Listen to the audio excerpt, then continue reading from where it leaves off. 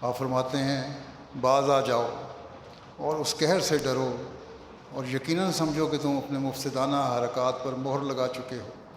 اگر خدا تمہارے ساتھ ہوتا تو اس قدر فریبوں کی تمہیں کچھ بھی حاجت نہ ہوتی، تم میں سے صرف ایک شخص کی دعا ہی مجھے نابود کر دیتے، مگر تم میں سے کسی کی دعا بھی آسمان پر نہ چڑھ سکی، بلکہ دعاؤں کا اثر یہ ہوا کہ دن بدن تمہارا ہی خاتمہ ہوتا جاتا ہے۔ کیا تم دیکھتے نہیں کہ تم گھٹتے جاتے ہو اور ہم بڑھتے جاتے ہیں؟ اگر تمہارا قدم کسی سچائی پر ہوتا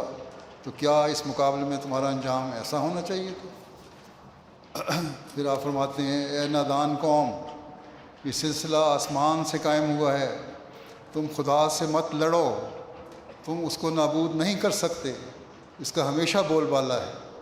اپنے نفسوں پر ظلم مت کرو اور اس سلسلے کو بے قدری سے نہ دیکھو جو خدا کی طرف سے تمہاری اصلاح کے لیے پیدا ہوا، اور یقیناً سمجھو کہ اگر یہ کاروبار انسان کا ہوتا اور کوئی پوشیدہ ہاتھ اس کے ساتھ نہ ہوتا تو یہ سلسلہ کب کا تباہ ہو جاتا اور ایسا مفتری ایسی جلدی ہلاک ہو جاتا کہ اب اس کی ہڈیوں کا بھی پتہ نہ ملتا۔ سو اپنی مخالفت کے کاروبار میں نظر ثانی کرو، اپنی مخالفت کے کاروبار میں نظر ثانی کرو، کم سے کم یہ تو سوچو کہ شاید غلطی ہو گئی ہو اور شاید یہ لڑائی تمہاری خدا سے ہو۔ خدا سے تو نہیں تم لڑ سکتے۔ خدا کرے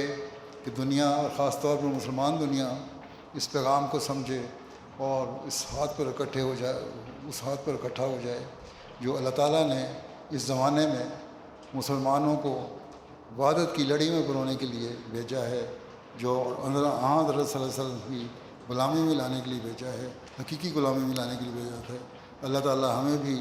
اپنی ذمہ داریاں ادا کرنے کی توفیق عطا فرمائے۔